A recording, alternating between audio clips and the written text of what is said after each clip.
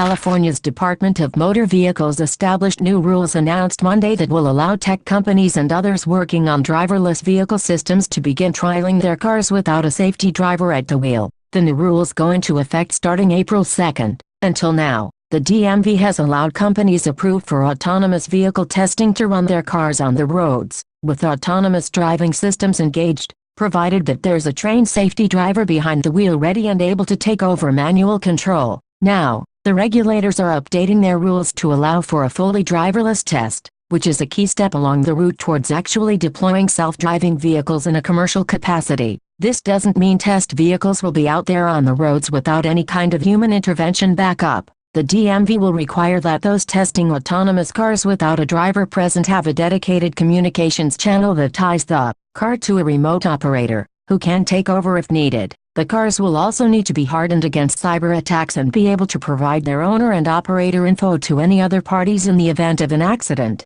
Any companies wishing to test this way will need to secure a permit to do so from the DMV, just as with driver-present testing, and the new rules only apply to consumer passenger vehicles, not semi-trucks. For instance, Alphabet-owned Waymo and GM's Cruise will likely welcome this news, since the former is already testing totally driver-free versions of its Chrysler Pacifica test car in Arizona, and Cruise recently showed off its fully driverless autonomous vehicle, a modified version of the Bolt EV with no steering wheel and no pedals for brake and acceleration. GM hopes to field those cars by 2019, and this will help them do that in San Francisco, the site of its current largest test pilot.